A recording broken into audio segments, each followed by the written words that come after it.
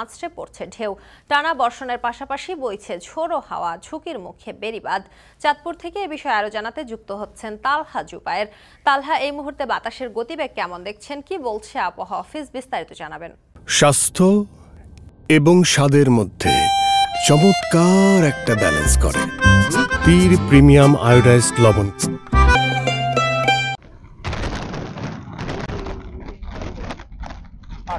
স্থানীয় মানুষজন যারা যেই সংখ্যাটা করছিলেন দিনভর, তাই কিন্তু এখন আসলে বাস্তবায়িতই হচ্ছে। আসলে তারা চাঁদপুরের যে পদ্মা মেঘনা নদী রয়েছে, যে নদীর যে শহর রক্ষাবাদ, সেই শহর রক্ষাবাদ নিয়ে তারা খুবই আতঙ্কিত ছিল এবং দিনভর ঝড়ো হাওয়ার পাশাপাশি ব্যাপক পরিমাণে বৃষ্টিপাতের কারণে কিন্তু মেঘনা নদী ফুঁসে উঠেছে এবং 4 থেকে 5 ফিট উঁচু উঁচু যে ঢেউ, তা কিন্তু হচ্ছে কি আশ্রয় পড়ছে পারে।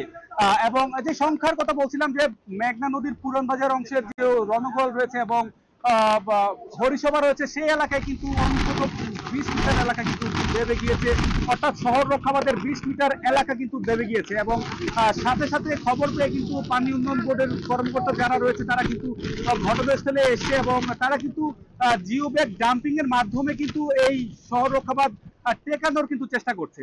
তো আমি আছি এই মুহূর্তে চাঁদপুরের পুরান বাজার অংশে। আমার ঠিক পেছনের যেই পদ্মা মেঘনা নদী রয়েছে, সেখানে কিন্তু ব্যাপক পরিমাণে কিন্তু ঢেউ রয়েছে।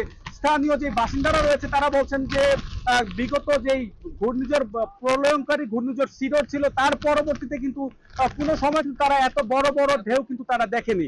আসলে এখানে বেশ কয়েক শতাধিক মানুষের জনবসতির পাশাপাশি রয়েছে কয়েক সহস্রাধিক কিন্তু ব্যবসা প্রতিষ্ঠান। চাঁদপুরের যে পুরান বাজার, সেখানে কিন্তু আসলে এখন যে ঢেউ উঠছে, ঢেউয়ের পরে কিন্তু পুরান বাজারের নদীতে লাগোয়া যে বাড়িঘর রয়েছে, সেখানে কিন্তু নদীর পানি কিন্তু আশ্রে পড়ছে বাড়িঘরে। এবং যারা এই তীরবর্তী বাসিন্দা রয়েছে, তারা কিন্তু ইতিমধ্যেই তাদের বাড়িঘরের যেই বাড়িঘর ফেলে কিন্তু তারা নিরাপদ আশ্রয় কিন্তু তাদের পাড়া প্রতিবেশী বা স্বজন সেখানে কিন্তু অবস্থান নিয়েছে। আসলে সময় বাড়ার সাথে সাথে তাদের উৎকণ্ঠা কিন্তু আরো ব্যাপক হারে কিন্তু বৃদ্ধি পাচ্ছে, কারণ বেলা গড়ানোর সাথে সাথে আমি দেখতে পেয়েছি, আমি আসলে সকাল থেকেই কিন্তু ছিলাম এই পুরান বাজার অংশে, সেটা দেখতে পেয়েছি যে প্রচুর পরিমাণে কিন্তু ঢেউয়ের পাশাপাশি যে স্রোত এবং যে ঝড়ো হাওয়া, তা কিন্তু আরো ব্যাগ কিন্তু আরো বেড়ে যাচ্ছে। তো সবকিছু মিলিয়ে আসলে পরিস্থিতি কিন্তু এখন কিছুটা কিন্তু বিপাকী বলা যাচ্ছে এবং সকলেই কিন্তু খুব আতঙ্কে সময় পার করছে।